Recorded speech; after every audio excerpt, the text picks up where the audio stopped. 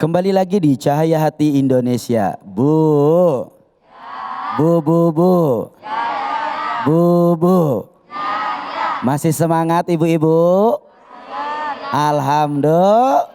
Nah, sebagaimana yang telah tadi saya janjikan, kita hari ini akan mendengarkan tausiah ketiga yang insya Allah akan disampaikan oleh guru kita dalam membagi ilmunya, Kiai Haji Zainur Rafiq, dengan tema sertakan Allah di setiap detikmu. Dipersilahkan. Shallu ala Muhammad.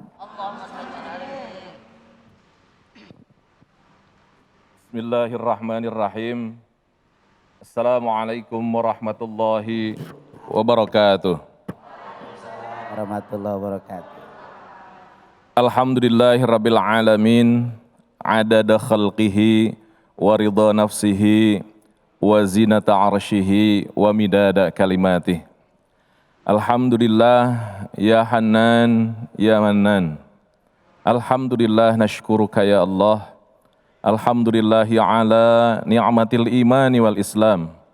Alhamdulillahi ala ni'matil ibadah. Alhamdulillahi ala ni'matit taubah. Alhamdulillah, alhamdulillah, alhamdulillah. Allahumma salli ala Muhammad wa ala ali Sayyidina Muhammad. Allahumma ati Sayyidina Muhammad al-wasilah wal fadilah wad darajatil aliyah wa ba'athu maqaman mahmudan alladhi wa'addah. Innaka ya Allah, innaka ya Allah, innaka ya Allah la tukhliful mi'ad. Fa ya rabbi shrah li sadri wa yassir li amri wa hlul 'uqdatan min lisani yafqahu qawli, amma ba'du. Ibu-ibu dan pemirsa Cahaya Hati Indonesia yang dirahmati Allah Subhanahu wa taala, Kang Abai, saya dikasih tugas yang luar biasa, menyertakan Allah dalam setiap detik. Ibu-ibu dan bapak-bapak, para pemirsa sekalian. Ibu dan bapak, Ustaz Abai, kita ketahui bahwa inilah sebenarnya inti dari dakwah Rasulullah sallallahu alaihi wasallam. Ibu dan bapak, Rasulullah sallallahu alaihi wasallam diutus oleh Allah Subhanahu wa taala untuk menggantikan asumsi, pikiran, keyakinan yang selama itu berbeda, digantikan dengan keyakinan yang disebut dengan keyakinan tauhid. Kita ketahui bahwa ini bukan sesuatu yang mudah, Ibu dan Bapak. Dan kalau kita lihat dalam perjalanan dakwah Rasulullah Shallallahu Alaihi Wasallam yang 23 tahun, 13 tahun Rasulullah habiskan untuk hanya memberikan materi yang kita coba gali pada siang hari ini, Ustaz Abai. Jadi sungguh sangat luar biasa. Kita lihat Allah Subhanahu Wa Taala menggambarkan di dalam Al-Quran, kemudian juga dengan hadis Rasulullah Shallallahu Alaihi Wasallam bahwa Rasulullah mengeluarkan effortnya yang luar biasa. Rasulullah mengeluarkan seluruh kekuatannya untuk apa? Untuk hanya menggantikan posisi Allah masuk di dalam sanubari umatnya, dan termasuk kita pada kesempatan hari ini. Ibu dan bapak, para pemirsa sekalian, bahwa Rasulullah Shallallahu Alaihi Wasallam selama 13 tahun berusaha door to door, berusaha mengetuk pintu hati, berusaha untuk merubah sebuah anggapan, sebuah keyakinan.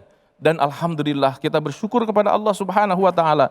Ibu-ibu semuanya, saya, kemudian Ustaz Abai bisa berkumpul pada detik ini, pada hari ini adalah pun karena jasa Rasulullah sallallahu alaihi wasallam. Bayangkan seandainya Rasulullah sallallahu alaihi wasallam tidak berjibaku dalam mendakwahkan Allah masuk di dalam keseharian kita, termasuk kita saat ini, kita tidak akan bisa mengenal majelis ta'lim. Maka Rasulullah Shallallahu Alaihi Wasallam adalah manusia yang sangat-sangat berjasa bagi kita ketika kita ingat tentang satu kata, masukkan Allah di dalam keseharian kita. Ibu dan bapak, ketika masuk di dalam bagaimana caranya agar kita bisa menarik Allah dalam kehidupan keseharian kita, kita ketahui ada satu ayat yang sangat-sangat populer yang disebut dengan surat Al-Ikhlas. Itu pun disebut dengan surat Al-Samad. Qul, katakan, huwallahu ahad. Allah yang satu. Kemudian apa Bu? Allahu as-samad. Artinya apa? Allah as-samad yang diseja, yang dituju. Jadi ketika kita tahu tentang ketauhidan kepada Allah, harus dijadikan bahwa ada satu spirit. Bagaimana kita ingin menjadikan seluruh yang kita lakukan adalah Allahus samad, untuk Allah. Kawan-kawan yang megang kamera, ibu-ibu yang masak, Saudara-saudara kita yang berdagang, yang megang mobil, kemudian yang ngetik, seluruhnya kegiatannya berbeda-beda. Tapi Allahus Samad, Allah yang menjadi tujuan saya. Keseharian saya adalah membuka buku, keseharian saya adalah ngajar, keseharian saya adalah mencangkul, keseharian saya adalah pidato, keseharian saya apapun dari A sampai Z, keseharian semua orang. Hakikatnya coveringnya adalah Allahus Samad, Allah yang menjadi tujuan kita semuanya. Ini yang diinginkan oleh Rasulullah ketika berdakwah.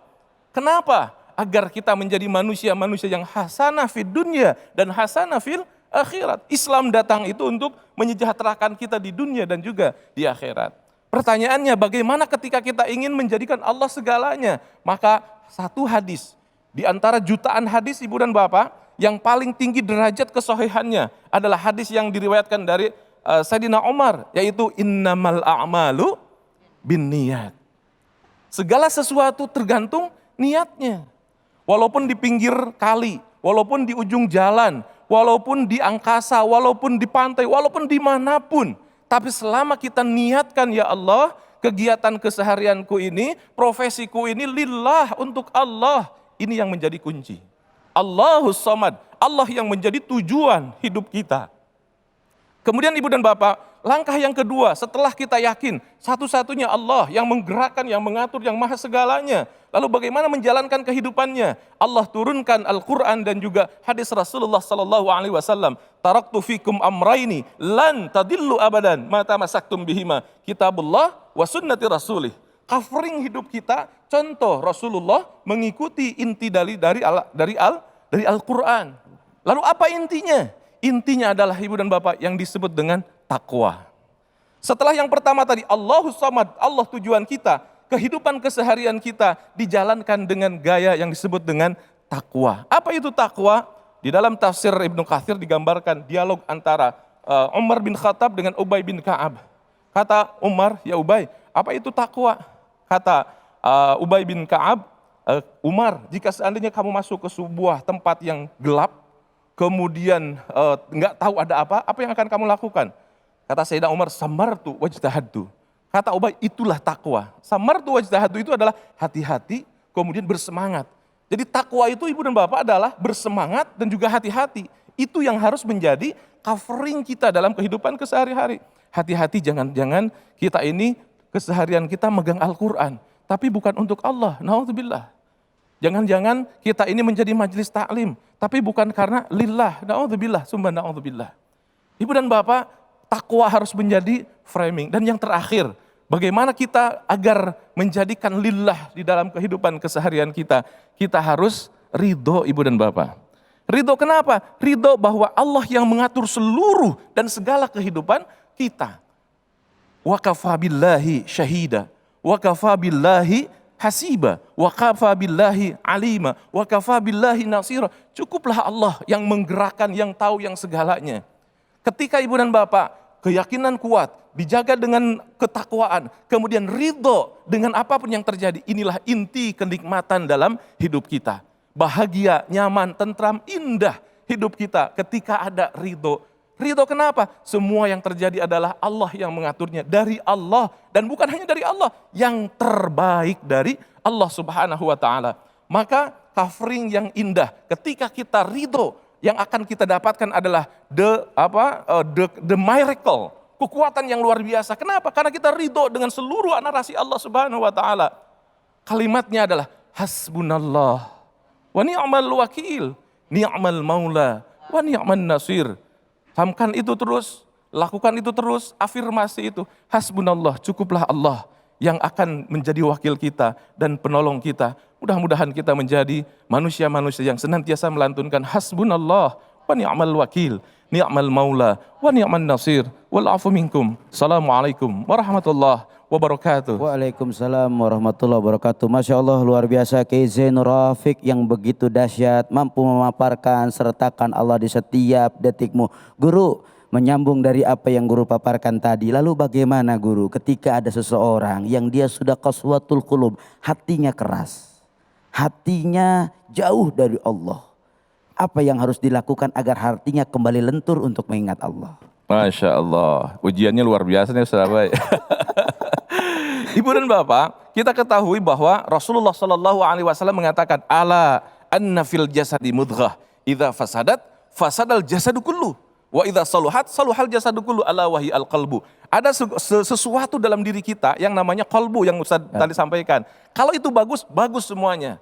Maka caranya bagaimana memperbaiki, membaguskan qalbu itu? Salah satunya adalah ala bidzikrillahi tatmainnul qulub. Allah. Arahkan zikir agar apa? Agar bahagia. Masya Allah. Jadi jangan lupa bahagia. Jadi jangan lupa bahagia itu ibu dan bapak adalah narasi Islam, narasi tauhid.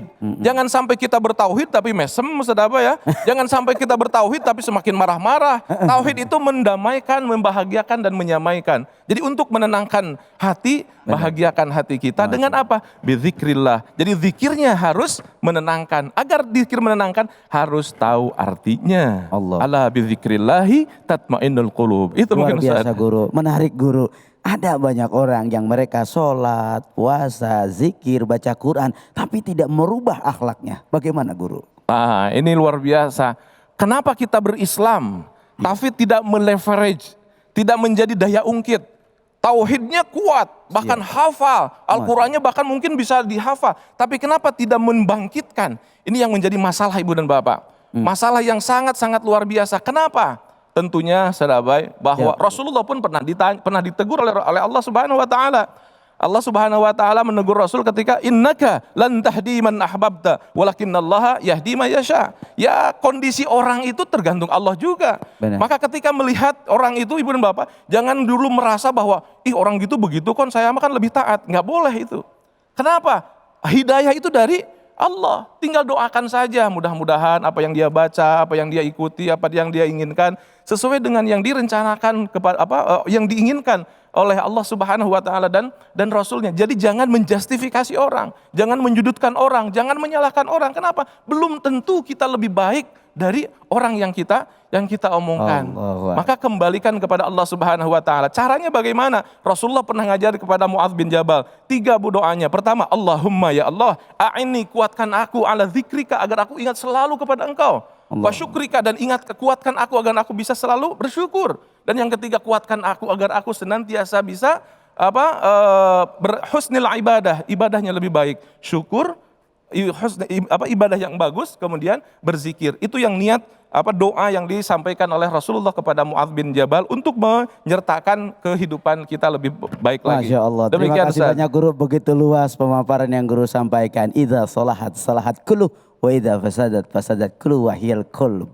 Berarti sesuatu itu tergantung pada hatinya. Manakala dia bersih, Allah akan selamatkan amalnya. Tapi kalau hatinya rusak, itu pun akan berpengaruh kepada amal yang lain. Setelah ini kita akan menjawab pertanyaan-pertanyaan yang sudah masuk di media sosial kita di @cahayahati iNews yang akan langsung dijawab oleh guru-guru kita semua. Jangan kemana-mana, tetap di Cahaya Hati Indonesia.